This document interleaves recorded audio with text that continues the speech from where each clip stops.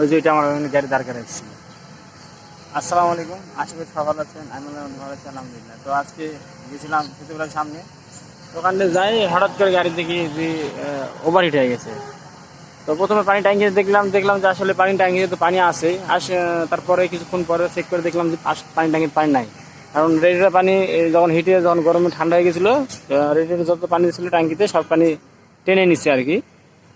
তো মেন সমস্যা হলো যে এসির কম্প্রেসারের সমস্যা ছিল। আর অনেকদিন তো সার্ভিসিং করে নাই, তো দেখি গ্যারেজে নিয়ে যাই, গ্যারেজে কি বলে। আপাতত ঠান্ডা না হওয়া পর্যন্ত গাড়ি এখান থেকে নেওয়া যাবে না। তো গাড়ি যখন ঠান্ডা হবো পরে পানি ঢেলে এখান থেকে গাড়ি নিয়ে যাব, দেখা যাক কি করে। গাড়ি গ্যারেজে নিয়ে আসলাম, যেহেতু ইঞ্জিন ওভারহিট হয়ে গেছে এই জন্য সবকিছু খুলছে, হেড পর্যন্ত খোলা রাখছে যেহেতু ইঞ্জিন ওভারহিট হয়ে গেছিল। তো যাই হোক, এখানে আপনার হলো সাসপেনশনের একটু কাজ বাকি ছিল, সেটা করার জন্য স্যার বলছে যে সাসপেনশন একটু শব্দ করে, তো ওটা একটু করে দিব আর কি। তো এখন দেখেন সবকিছু খুলে এলোমেলো করে একটু পার্ট সব খুলে রাখছে। দেখি আজকে কখন ছাড় দেয় এই সবকিছু লাগে। এই যে আমার বড় ভাই এটা ওয়াশ করতেছে।